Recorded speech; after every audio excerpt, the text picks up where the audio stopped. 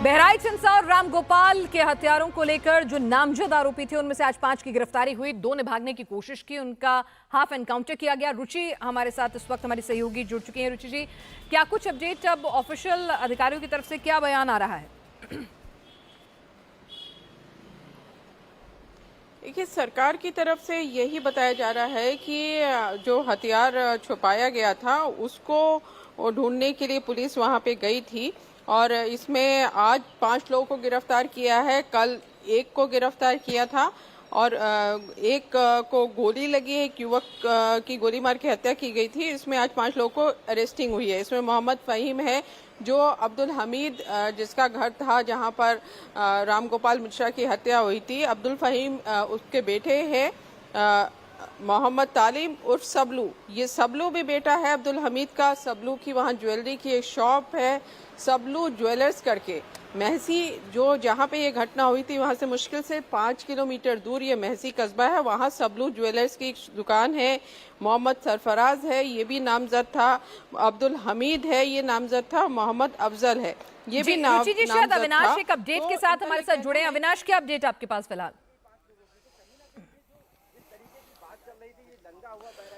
जी देखिए पिनाज, अगर बात करें तो यही वो स्थान है जहां पे एनकाउंटर हुआ है। सामने अगर आप देखेंगे तो नहर है बहुत बड़ी, जो कि नेपाल से ही होकर आती है, और जो लोग नेपाल चोरी तरीके से या अवैध तरीके से आते जाते हैं तो वो लोग भी इस रास्ते का उपयोग करते हैं। और यहीं पर वो स्थान बताया जा रहा है कि जहां पर पुलिस के साथ एनकाउंटर हुई, यहीं पर उन लोगों ने हथियार छिपाया था। और इसके बाद जब पुलिस हथियार रिकवरी करने के लिए उनको यहाँ पर लेकर के आई तो उन लोगों ने पुलिस के ऊपर फायरिंग करने की कोशिश की और पुलिस ने फिर एहतियातन अपनी आत्मरक्षा में ये गोली चलाई, जिसमें दोनों आरोपियों को गोली लगी। तस्वीरें आप देख सकते हैं कि ये पूरी तरीके से जंगल का इलाका है और यहाँ पे अगर बात करें तो नेपाल का ये बॉर्डर है। तकरीबन 3 से 4 किलोमीटर के बाद नेपाल की जो सीमा है वो लग जाती है और पूरा यहाँ पे जो है नहर के बगल का ये स्थान है। यानी कि सामने अगर आप देखेंगे तो बहुत बड़ी नहर है जो कि नेपाल से और भारत आती है। और यहाँ दोनों आरोपियों ने जो उन्होंने रामगोपाल मिश्रा को मारने के लिए हथियार का इस्तेमाल किया था उसको ला करके यहाँ छिपाया था। पुलिस ने जब उनको हिरासत में लिया था, पूछताछ की थी, तो उन्होंने बताया था कि यहाँ पे हथियार को उन्होंने छिपाया हुआ है। तो पुलिस हथियार की बरामदगी के लिए जब यहाँ पे पहुंचती है दोनों को लेकर, तो वो लोग पुलिस के ऊपर कहीं ना कहीं हमला करने की कोशिश करते हैं। और जो हथियार था वो पूरी तरीके से लोडेड था और इसलिए पुलिस को आत्मरक्षा में गोली चलानी पड़ी, जिसके बाद फिर इसी स्थान से उनको लेकर के नानपारा सीएचसी ले जाया गया और उसके बाद फिर आगे के जो इलाज है उसके लिए बहराइच के जिला अस्पताल ले जाया गया। पूरा ये इलाका देखिए, जंगल का ये इलाका है, पूरी तरीके से ये कछार का इलाका है। और यहाँ पे अगर बात करें तो रेत भी काफी ज्यादा है और काफी ज्यादा ये घना और सकरा इलाका है। सामने अगर बात करें तो नदी बहती है और जो नहर है वो नहर नेपाल से होकर के आती है भारत के अंदर।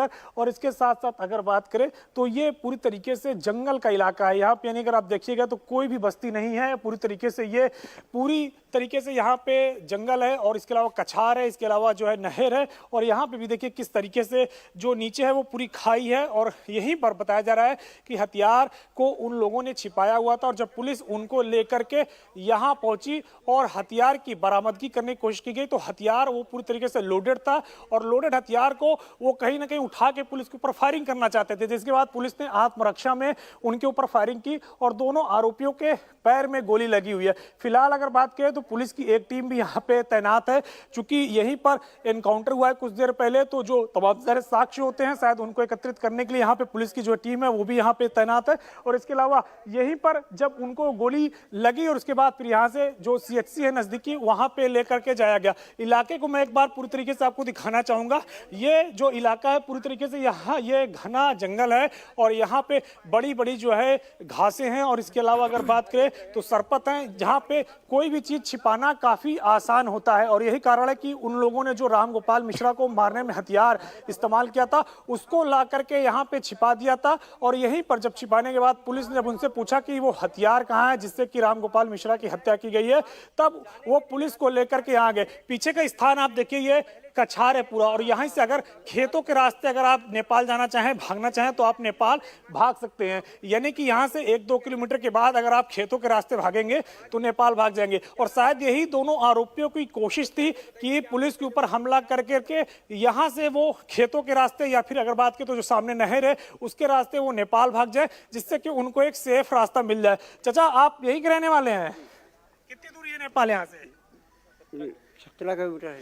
तो यहाँ पे जो इलाका है अगर बात करें तो पूरी तरीके से जंगल वगैरह यहाँ पे आप लोगों को कब पता चला कि पुलिस के साथ जो है कुछ हो गया यहाँ पे? जी आप लोग नजदीकी गांव में रहते हैं? जी उस पार में रहते हैं। तो कब पता चला कि यहाँ पे कुछ हो गया, घटना हो गई है? अभी सुना हुआ है, 1 घंटे हुआ। आप लोग कितने बजे आप लोग को पता चला? आप नजदीक रहते हैं? 1 बजे यहीं बगल में बसहरी। अच्छा, बसहरी में रहते हैं नजदीक में। तो ये इस तरीके से पूरा घना इलाका है, जंगल का इलाका है। तो यहाँ पहले भी इस तरीके से अवैध तरीके से कारोबार, तस्करी, ये सब आप लोगों ने सुना है? जी जी बार बार होता है, कई बार हुआ है।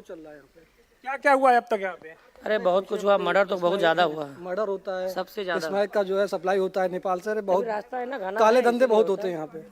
देखिए ये लोग खुद बता रहे हैं कि नेपाल से स्मैक हो या फिर नशे का जितना कारोबार है, अवैध हथियार का कारोबार है, वो सब इसी के रास्ते किया जाता है। और ये काफी संदिग्ध रास्ता है और काफी अगर बात करें तो संवेदनशील रास्ता है। और नेपाल काफी नजदीक होने की वजह से जो आरोपी हैं दोनों, जिनका आज एनकाउंटर हुआ, उन्होंने भी इस रास्ते का इस्तेमाल किया कि यहाँ पर आकर के हथियार को छिपाएं या फिर पुलिस को जिस तरीके से यहाँ पे लेकर के आए। और हथियार की जब बरामदगी हुई वो लोडेड हथियार था, यानी कि रामगोपाल मिश्रा को जब हत्या की गई तो उसके बाद उस हथियार को अनलोड नहीं किया गया, फायर नहीं किया गया। उसके बाद उसको लोड करके बाकायदा ला करके यहाँ छिपाया गया कि भविष्य में अगर जरूरत पड़ी तो यहीं से लेकर के आगे या तो भागने की फिराक में रहेंगे या तो फिर आगे जो है किसी और तरीके से उसका इस्तेमाल किया जाएगा। लेकिन जब पुलिस यहाँ पे पहुंचती है तो जो हथियार है उसको बरामद करने के दौरान वो दोनों आरोपी भागने की कोशिश करते हैं, पुलिस पे हमला करने की कोशिश करते हैं, जिसके बाद पुलिस दोनों का एनकाउंटर करती है। तस्वीरें आपको एक बार फिर से दिखाऊंगा। पूरी तरीके से ये घना जंगल है और काफी ज्यादा यहाँ पे झाड़ियां हैं, सरपत जो है वो काफी ज्यादा हैं।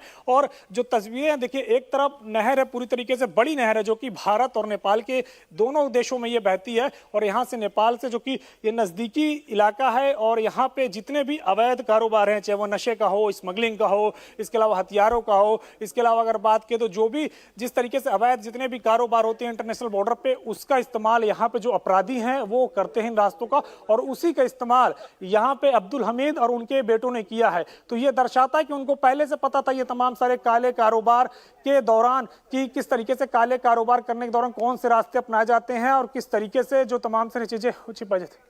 जी देखिए यहाँ पे अब जी नीचे देखिए, नीचे किस तरीके से यहाँ पे घनी झाड़ियाँ हैं। नीचे भी मैं एक बार आपको दिखाऊंगा, क्योंकि अगर बात करें तो बताया जाए कि इस पूरे इलाके में यहाँ पे तफ्तीश की गई और तफ्तीश करने के बाद नीचे पूरी शिनाख्त की गई। और नीचे शिनाख्त करने के बाद ही जब हथियार बरामद हुआ तब अब्दुल हमीद के जो दोनों लड़के थे, सरफराज जो तालिबो, इन लोगों ने पुलिस पर हमला करने की कोशिश की। तो देखिए आपको मैं लेकर नीचे चलता हूँ कि किस तरीके से पूरा झाड़ियों से भरा इलाका है। यानी कि अब्दुल हमीद कहीं ना कहीं जो ये अवैध कारोबार का ये रास्ता है, ये जो वैध कारोबार है, ये वैध कारोबार नहीं, ये अवैध कारोबार का रास्ता है जिसपे हम लोग चल रहे हैं। और अवैध कारोबार उस अब्दुल हमीद कहीं ना कहीं करता था, तभी उसे सारे रास्ते ये पता थे और तभी उसने यहाँ पे लाके हथियार छिपाया। और पुलिस ने जब उसको गिरफ्तार किया, उनके लड़कों को गिरफ्तार किया, तब जाकर के पता चला कि यहाँ किस तरीके से उसने हथियार को छिपा रखा। फिर उसने उसी हथियार का इस्तेमाल यहाँ पे किया,